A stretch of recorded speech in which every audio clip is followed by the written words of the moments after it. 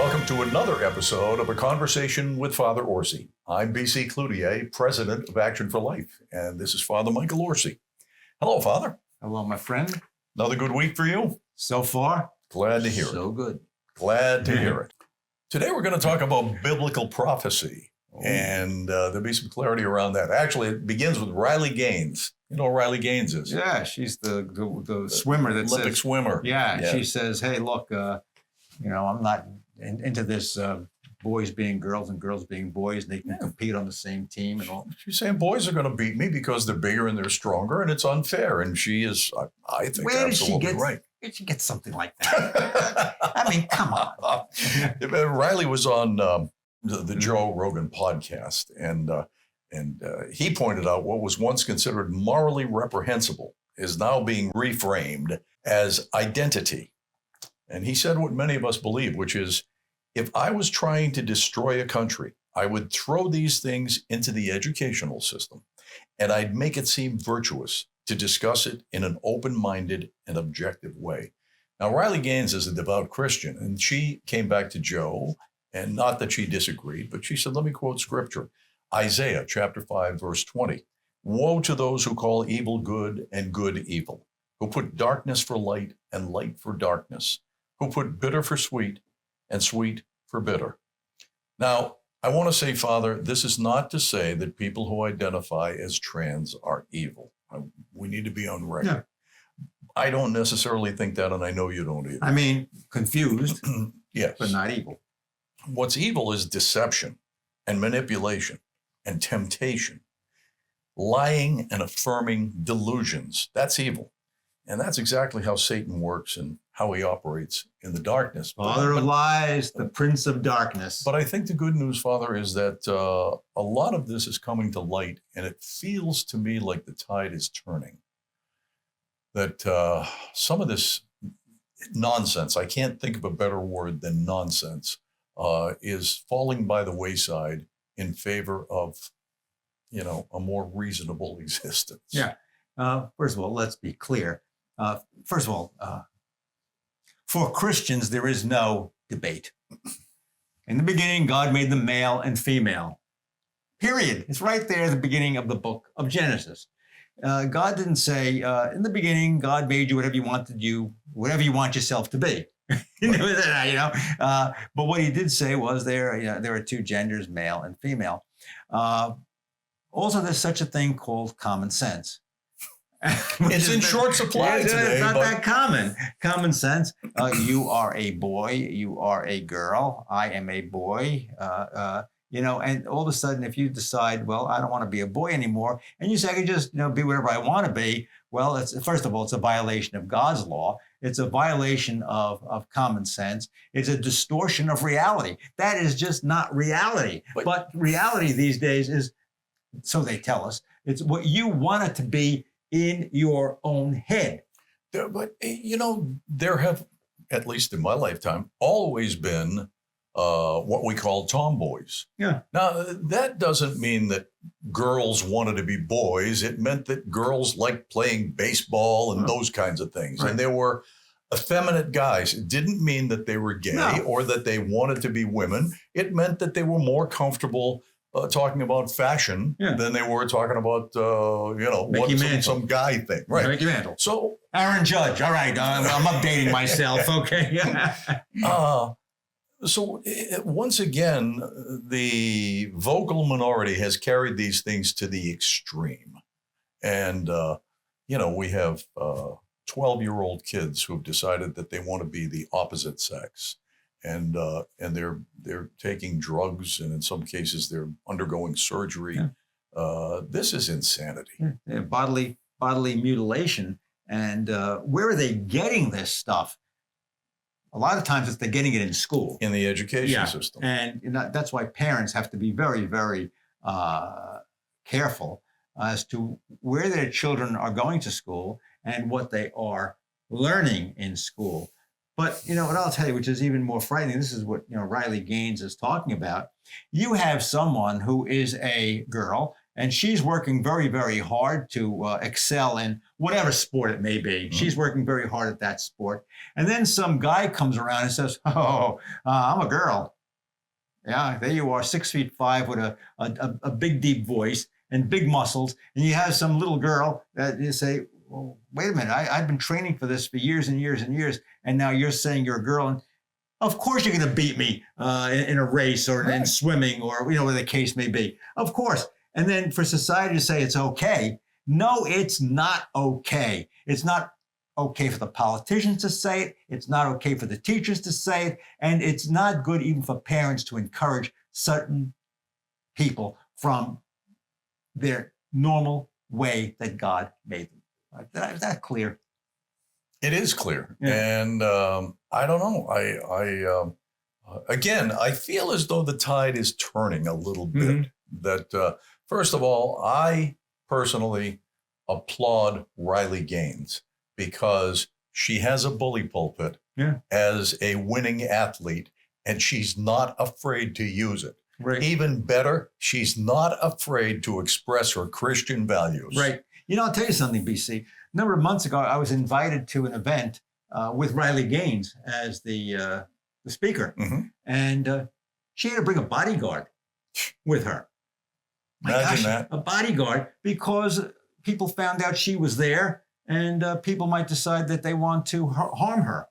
I mean, this is how crazy this is.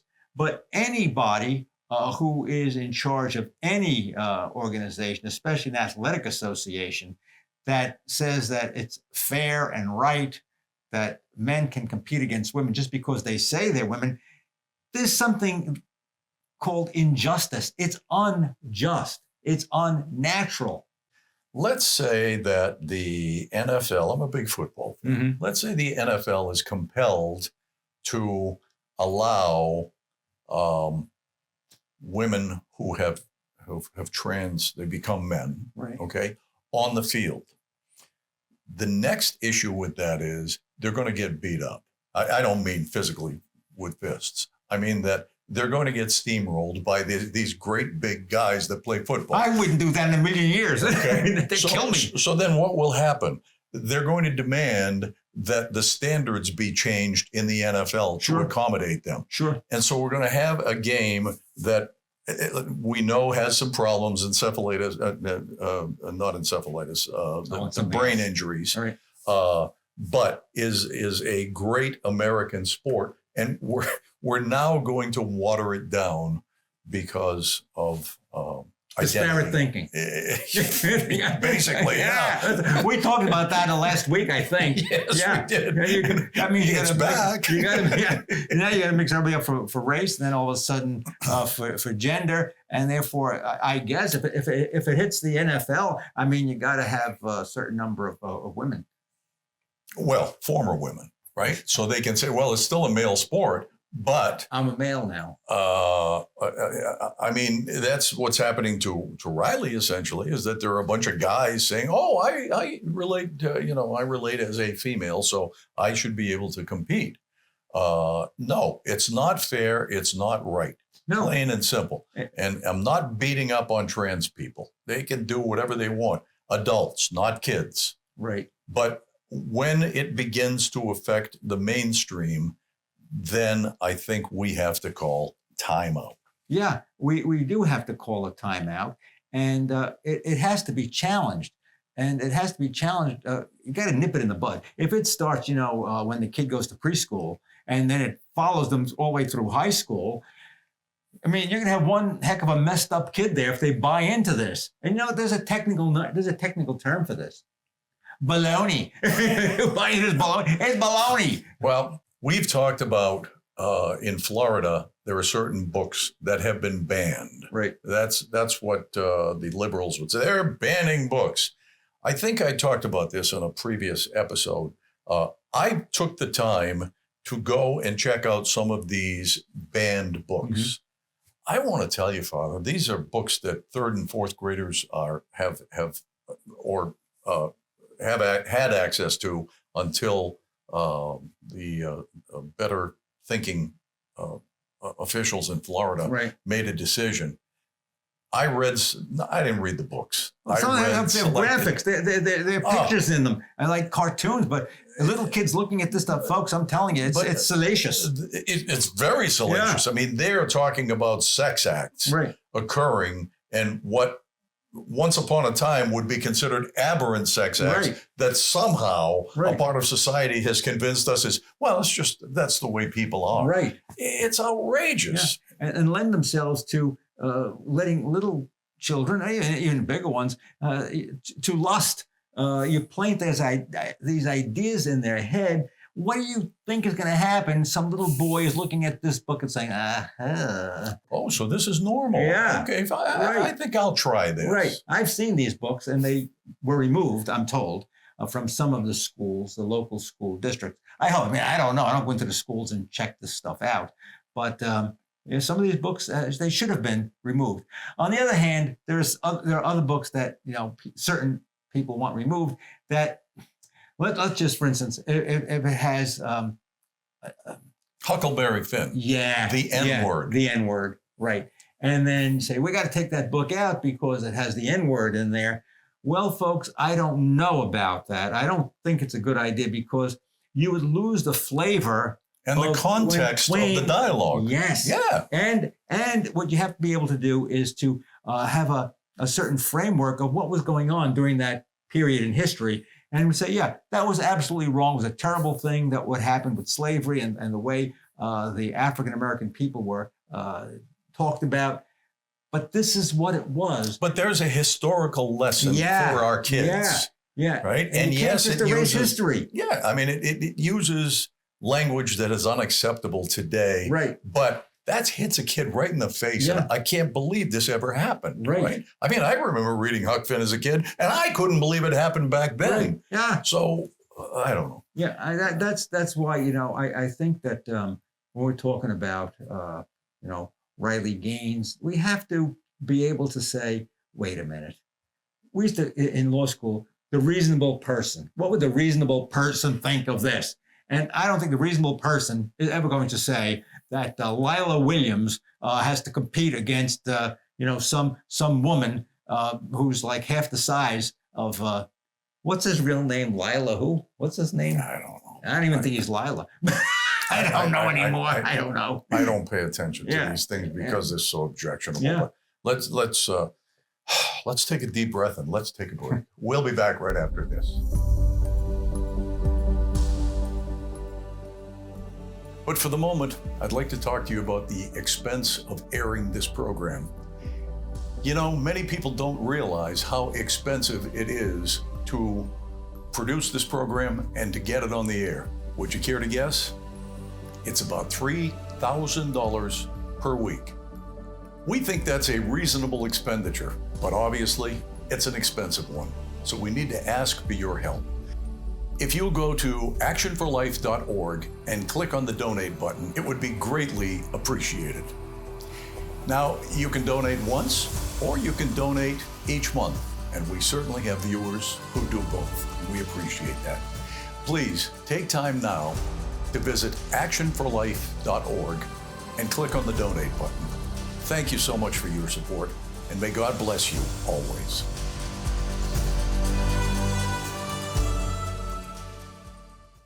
Welcome back to A Conversation with Father Orsi. I'm B.C. Cloutier. Father, it seems to me if we continued on this path, and I don't think we will, I really am encouraged that common sense is prevailing in some of these issues. Yeah, but I'll tell you one thing, BC. In some of these cases, these kids, these people already mutilated. I mean, how do you change it? I mean, they take off their private parts and do a hatchet job on them and then say they're reconstructing them. Hey, folks, I've seen what this looks like. It's butchery. So for some, it's too late. I mean, for some, it's too late. The physical aspects aside, I shudder to think what we will face in 10, 15, 20 years. Yeah.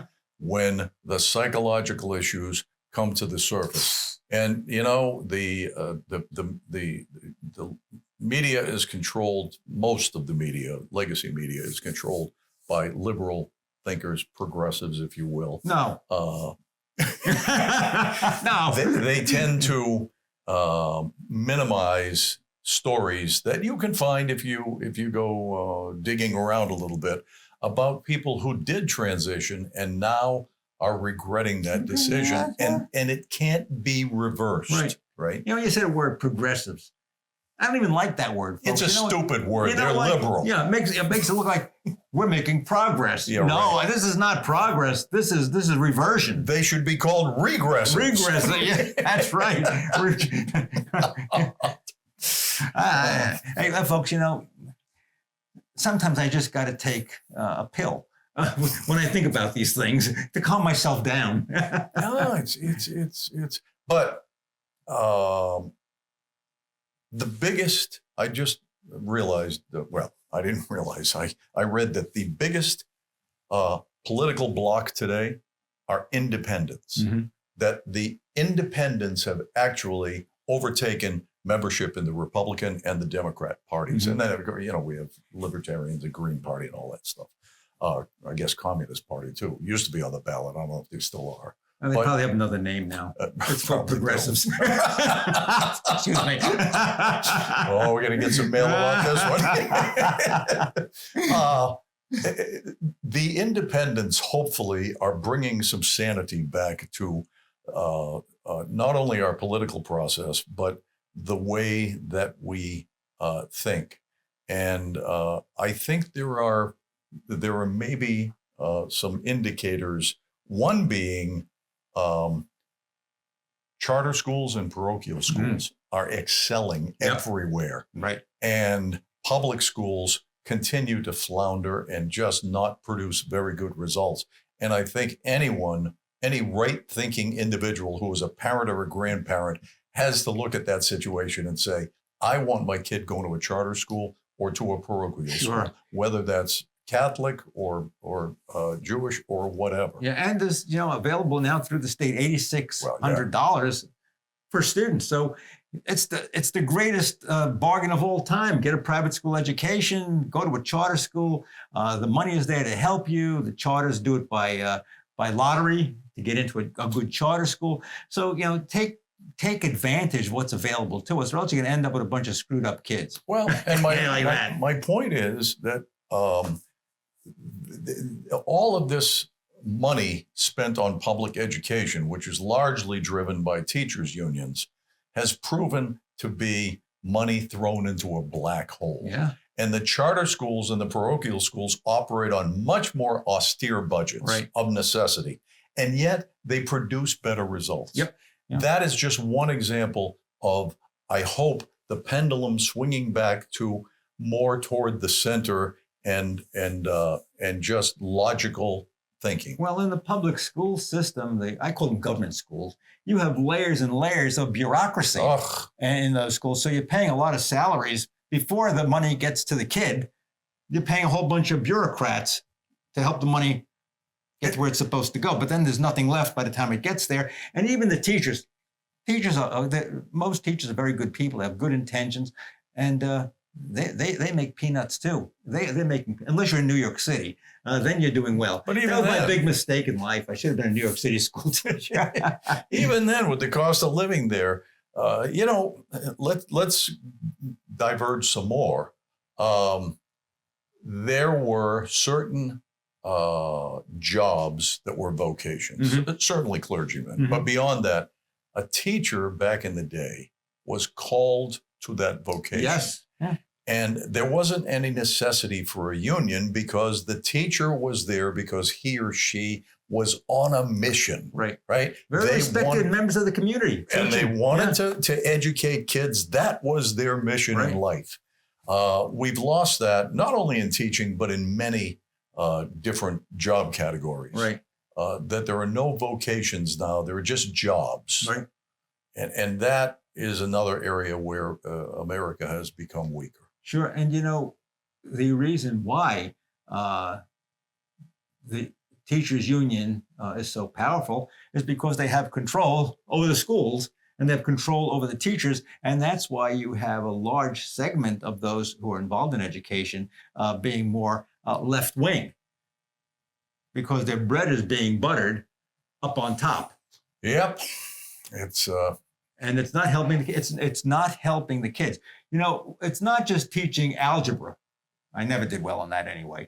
But it was also the idea that you are teaching morals, and teachers were supposed to be moral people who had a very moral view of life. And then when they communicated the subject matter, that it wasn't just numbers, but it was a sense that what I'm teaching is to help you to become a better person. And I'm somewhat role modeling this for you. That's out the window, folks. It's out the window. No, in a Catholic school, for instance, in a Catholic school, we try to make sure that our teachers are role models Sure. for the students.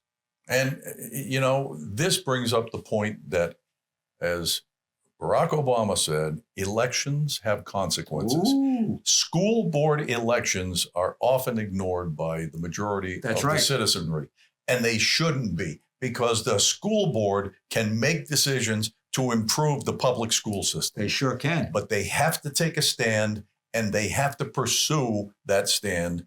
And if they have to push up against the unions, so be it. They should be focused on educating our kids to the best possible way. Well, school boards have a lot of power. They appoint superintendents. I think they have a little bit of a say in the principals. That's a lot of power. You want to get the right person for that. So, folks, never take school board elections, lightly. They're very, very important. Crucial. Yeah, I mean, look at Jimmy Carter. He started off on the school board in Georgia, and then he became president of the United States. I will say this about Jimmy Carter. He was a good man. He was a lousy president, but he was a good man, and his heart was in the right place. Yeah. So, I mean, having him on the school board, I wouldn't mind that. I think probably Jimmy Carter did great on the school board because he was concerned with his fellow man, and that starts with kids. Right. Let's take a break. We'll be back right after this.